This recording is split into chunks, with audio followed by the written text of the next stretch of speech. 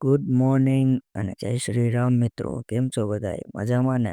તો નીકળી ગયા છીએ આપણે કોલેજ માટે. પહોંચી ગયા આપણે કોલેજે. આજે છે છેલ્લું પેપર દેવાઈ ગયું છે. 5 માર્કનું બાકી રહી ગયું કારણ કે ટાઈમ ઘટ્યો.